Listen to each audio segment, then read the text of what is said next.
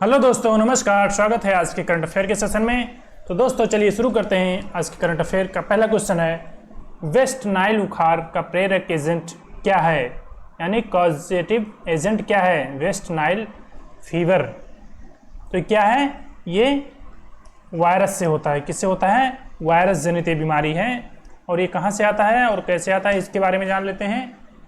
तो चलिए देखते हैं इसके बारे में।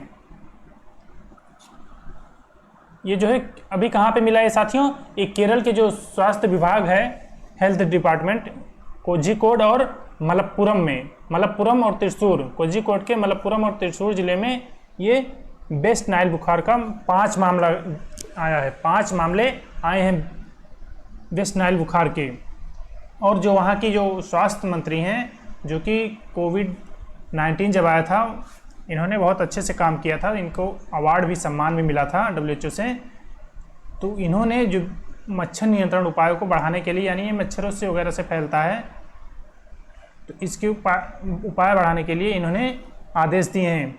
और इससे जो इनमें से 4 मरीज थे ठीक भी हो चुके हैं। और ये सबसे पहले कब आया था? ये केरल में देखा गया था सबसे पहले 2011 में। ये जो वेस्ट नाइल फीवर है, ये 2011 में पहला मामला आया था और 2022 में एक मौत हुई थी। यानी 2011 में पहला मामला आया था तो ठीक हो चुका था, लेकिन 2022 में जब मामले आए तो उसमें मृत्यु दर्ज की गई। और इसके पहले ये युगांडा में, जो साथियों 1937 में युगांडा में आया था, ये वायरस फैला था। और ये खासकर पक्षियों से जो संक्रमित होते हैं और जो प्रवासी पक्षी हैं, इनके माध्यम से एक देश से दूसरे देश में ये फैलता है। ज़्यादातर ये अमेरिका और यूरोपियन कंट्रीज़ में फैलते हैं, और अफ्रीका में तो वहाँ का जनित है ही, तो वहाँ तो रहेगा ही। ठीक है, तो चलिए देखते हैं इसके बारे में। और ये देखिए इसके बारे में, ये एक फ्लेवी वायरस है। फ्लेवी वायरस है, इसको याद रखिएगा आप सभी लोग। और चलिए देखते हैं वेस्ट नाइल। तो देखिए ये नाइल नदी है, इसी के नाम पर इसका पड़ा है नाइल फीवर। ठीक है, वेस्ट नाइल फीवर इसका नाम इसी के पड़ा है, नील नदी की वजह से। तो नील नदी, तो ये रहा नील नदी,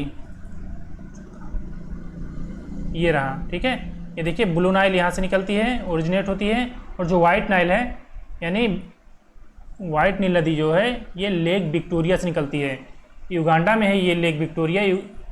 देखिए ये युगांडा में लेक विक्टोरिया, यहाँ से ये वाइट नाइल निकलती है और यहाँ तक जाकर मेडिटेरियन में अपना जो जल है इसको गिराती है। और ये जो ब्लू नाइल रिवर है, ये कहाँ से निकलती है? इथोपिया के लेक ताना से, लेक ताना से निकलती है। और ये जाकर यहाँ पे जहाँ मिल रही है, ये सूडान की राजधानी खार्तूम इसी के पास है। ये देखिए इसी के पास है सूडान की राजधानी खार्तूम। तो यहाँ पर ये वाइट नाइल से मिलती है। तो आप लोग याद रखिएगा।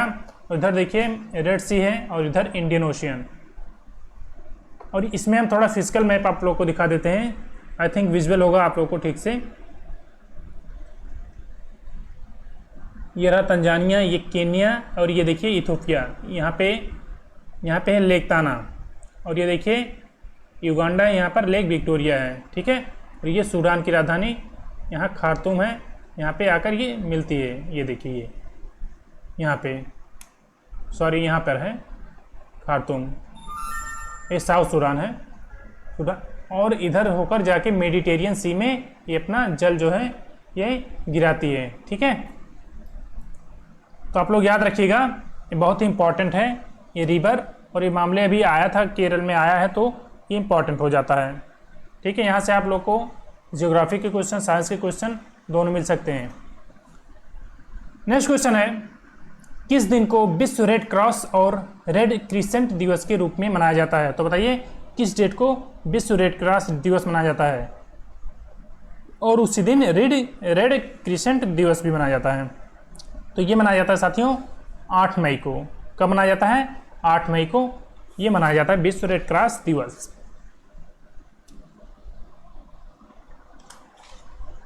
नेक्स्ट क्वेश्चन है, ग्लाइप्टोथोरेक्स पुण्यव्रताई, जिसे हाल ही में समाचारों में देखा गया, ये किस प्रजाति से संबंधित है बताइए? ग्लाइप्टोथोरैक्स और पुण्यव्रताई, ये किसका स्पीसीज है, किस प्रजाति का है ये? तो ये है कैटफिश। कैटफिश ऑप्शन जो बी है इसका राइट हो जाएगा, कैटफिश। ये देखिए इसकी प्रजाति है ग्लाइप्टोथोरैक्स एंड पुण्यव्रताई, इसका नाम है, याद रखिएगा। ये न्यू कैटफिश स्पीसीज ये है कहाँ पे डिस्कवर किया गया है? ये अरुणाचल प्रदेश में किया गया, ये भी इंपॉर्टेंट है, अरुणाचल प्रदेश में। ठीक है, तो याद रखिएगा साथियों। इसके बारे में देख लेते हैं। ICAR NVFGR ने अरुणाचल प्रदेश की तुंग स्ट्रीम ब्रह्मपुत्र नदी की जो सहायक नदी है वहाँ पर एक कैटफिश की प्रजाति पाई गई जिसका नाम क्या है? ग्लाइप्टोथोरैक्स और पुण्यव्रताई की खोज की गई और ये निशाचर और वेंथिक है। कैटफिश के भी सामान्य लक्षण जो होता है, ये 2000 से अधिक प्रजातियाँ इनकी पाई गई हैं और ये ज़्यादातर जो है फ्रेश वाटर में रहती हैं, यानी मीठे पानी में, फ्रेश वाटर में इनका निवास स्थान होता है और ये समुद्र के पास पाए जाते हैं। ठीक है, ये थोड़ा बेलनाकार होते हैं, अभी हमने चित्र में दिखाया, देखिए बेलनाकार की तरह गोल गोल होते हैं और एक तरफ से चपटे हुए होते हैं। ठीक है, बिल्ली की मूंछ से मिलते जुलते इनके देखिए अलग ही थोड़ी पहचान है, ये इसका क्लियर दिख नहीं रहा फेस। तो आप लोग याद रखिएगा इस मछली की एक कैटफिश की प्रजाति है। नेक्स्ट क्वेश्चन है, लेवर जन्मजात अमोरोसिस क्या है? तो ये लेवर कॉग्निजेंटियल एम्ब्रोसिस ये क्या है? तो ये एक रेयर जेनेटिक आई डिसऑर्डर है। ये आई डिसऑर्डर है एक जेनेटिक रूप से जो पीढ़ी दर पीढ़ी पाए जाते हैं। तो याद रखिएगा ये एक रेयर जेनेटिक डिसऑर्डर है। इसमें क्या होता है देख लेते हैं। ये देखिए जो हमारे रिसर्चर्स हैं उन्होंने ये अमरोसिस वाले व्यक्तियों की दृष्टि बहाल करने के लिए एक CRISPR-Cas9 उपयोग किया है, जिनमें जन्म से अंधापन का कारण होता है। ये एक दुर्लभ अनुवांशिक आंख विकार है, आई डिसऑर्डर है, जो लगभग 40,000 व्यक्तियों में से किसी एक को ये प्रभावित करता है। यानी 40,000 व्यक्तियों में से एक इसके पेशेंट इसके जो होते हैं जिस पर प्रभाव डालता है वो मिलते हैं। और CEP290 जीन जो है परिवर्तन करके, जीन एडिटिंग करके जो इनमें प्रकाश कोशिकाओं में नहीं पहुंच पाता है, इसका क्या नुकसान करता है? ये करता है कि जो हमारी लाइट सेंसिटिव जो हमारे सेल्स होते हैं उनको छीण करता है ये। ठीक है, और उसमें जीन एडिटिंग करके ये सही किया जाएगा रिसर्चर्स के द्वारा। देखिए कहाँ का पोर्शन है, ये देखिए ये पोर्शन है, ये देखिए ये जो पोर्शन है ये लाइट सेंसिटिव सेल्स यहाँ पर पाई जाती हैं। यानी प्रकाश जब आँखों के थ्रू इधर आता है तो यहाँ पे जा नहीं पाता और ये लाइट इधर जा नहीं पाती तो आँखों के सामने अंधेरा ही रहता है, यानी उसे अंधापन ही कहेंगे।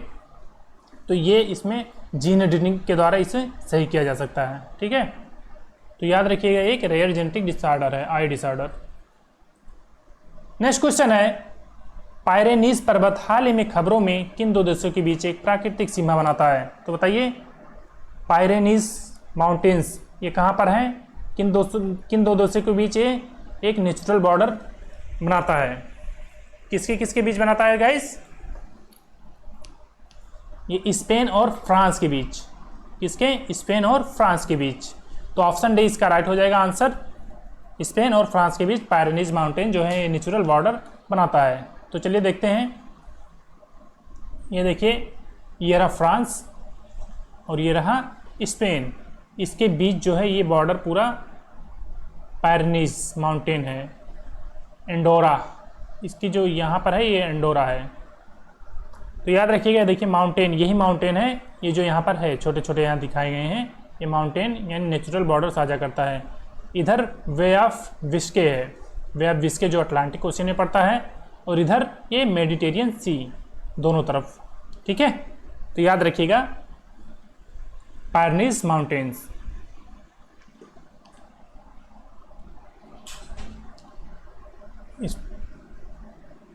नेक्स्ट क्वेश्चन है, हाल ही में कृषि और किसान कल्याण मंत्रालय ने किस स्थान पर कृषि एकीकृत कमान और नियंत्रण केंद्र का उद्घाटन किया, यानी ICCC। तो कहाँ पर किया गया है? कृषि integrated command and control centre. तो ये उद्घाटन किया गया है न्यू दिल्ली में। कहाँ पर? न्यू दिल्ली में।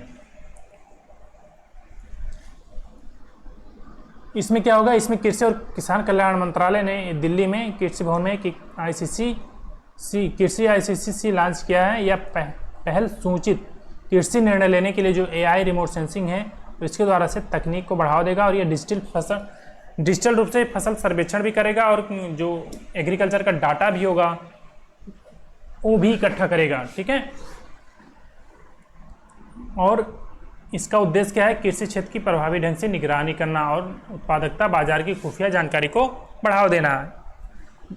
नेक्स्ट क्वेश्चन है, हाल ही में खबरों में देखा गया बिडाल टेस्ट किस बीमारी से जुड़ा है? तो खबरों में क्या था, ये टाइफाइड से जुड़ा है बिडाल टेस्ट। ठीक है, क्योंकि अभी WHO ने एक अपना इसके बारे में बताया है, WHO ने, कि जो इसका बिडाल टेस्ट होता है ये अशुद्ध होता है, यानी फाल्स न्यूज देते हैं ये अशुद्ध रूप से।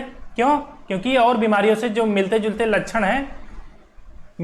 लक्षण है इसमें वो भी बताता है। यानी आपको अगर तेज बुखार है, अगर आपको टाइफाइड भी नहीं है, तो अगर आप जाएंगे तो आपको बिडाल टेस्ट में टाइफाइड के लक्षण जरूर दिखाएगा।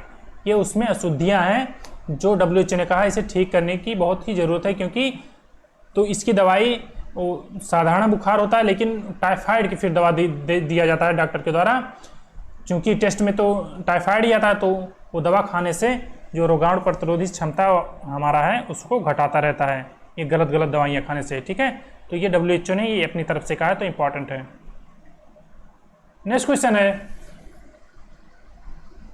हाल ही में खबरों में देखा गया एजेंडा 2063 क्या है? तो बताइए 2063 एजेंडा क्या है, किस संगठन से जुड़ा है? तो ये जुड़ा है अफ्रीकन यूनियन से। किससे जुड़ा है? अफ्रीकन यूनियन ने। तो क्या कह दिया अफ्रीकन यूनियन ने, कौन सा एजेंडा बनाया है? तो अभी हाल ही में जो अफ्रीकन संघ है इनमें कितने सदस्य हैं? 55 राज्य शामिल हैं, 55 देश जो वहाँ के हैं उन्हें शामिल है अफ्रीकन यूनियन में। तो इन्होंने जो साउथ का गाज़ा का जो रफ़ाह क्षेत्र है वहाँ पर इजरायली सेना जो है वहाँ पर घुसपैठ की है, तो उसकी इसने निंदा की है अफ्रीकन यूनियन ने। क्यों? क्योंकि इजराइल जो है युद्ध ख़त्म करने का नाम ही नहीं ले रहा है, इसके कारण बहुत जनधन की नुकसान हो रहा है और अंतर्राष्ट्रीय रूप से ये संघर्ष और आतंकी को भी बढ़ावा दे रहा है। तो इसके कारण ये अफ्रीकन यूनियन ने कहा है कि युद्ध विराम की बहुत ही आवश्यकता है कि अब इजराइल और कब्जा ना करे और अतिक्रमण ना करे। ठीक है, तो ये अफ्रीकन यूनियन चाहते हैं, इन्होंने शांतिपूर्ण अफ्रीका की मांग की है। ठीक है, ये एजेंडा अफ्रीकन यूनियन से संबंधित है। ठीक है, नेक्स्ट क्वेश्चन है, किस राज्य ने हाल ही में राज्य में जंगलों की आग को रोकने के लिए पिरुल-लाओ पैसो पाओ, तो ये कहाँ की भाषा है? पिरुल-लाओ पैसो पाओ अभियान शुरू किया गया है। तो किस स्टेट के द्वारा शुरू किया गया है? ये उत्तराखंड के जो CM है पुष्कर सिंह धामी, उनके द्वारा ये शुरू किया गया है पिरुल-लाओ पैसो पाओ। क्यों? ये जंगल की आग को रोकने के लिए। इससे क्या संबंध है? क्योंकि अभी तो सीजन चल रहा है गर्मियों का, और गर्मियों में जो पत्ते गिरते हैं पेड़ों के वो सूखे काफ़ी मात्रा में रहते हैं, जरा सी चिंगारी के कारण वो आग पकड़ लेते हैं। तो इन्होंने आह्वान किया है लोगों से और जो सहकारी समिति हैं और युवा समूहों से कि आप लोग हमारी मदद कीजिए इस आग को कंट्रोल करने के लिए। इन्होंने 50 रुपये प्रति किलो के भुगतान से चीड़ के जो पेड़ के पत्ते गिरते हैं, अगर 1 किलो लेकर जमा किया जाएगा सहकारी तहसीलदार संग्रह में, जहां तहसीलदार पे यहाँ पे संग्रह किए जाएंगे पत्तियाँ, यहाँ पे उन्हें 25 रुपये दिए जाएंगे, क्योंकि फ्री में तो कोई काम करना ही नहीं जाएगा। तो इसलिए इन्होंने पिरुल-लाओ पैसो पाओ का अभियान शुरू किया है, जिसके कारण जंगली आगों को रोकने के लिए ये एक महत्वपूर्ण अभियान है। ठीक है, क्योंकि जंगलों में बहुत आग लगने से बहुत नुकसान होता है। ठीक है, नेक्स्ट क्वेश्चन है, हाल ही में भारत और भूटान के बीच 5वीं संयुक्त समूह सीमा शुल्क JGC की बैठक कहाँ हुई है? जॉइंट ग्रुप ऑफ कस्टम्स की बैठक कहाँ पर हुई है? तो ये लद्दाख में हुई। कहाँ पर? लद्दाख में। ऑप्शन ए इसका राइट हो जाएगा। लद्दाख में भारत और भूटान के बीच ये 5वीं जॉइंट ग्रुप ऑफ कस्टम की मीटिंग हुई है। ठीक है, तो याद रखिएगा लद्दाख में हुई है। भारत और भूटान के बीच जो सीमा शुल्क है इसमें लेह लद्दाख में बुलाई गई बैठक है और दोनों देशों के अधिकारियों ने इसकी बैठक की है। तो इन्होंने क्या क्या चर्चा की इसमें?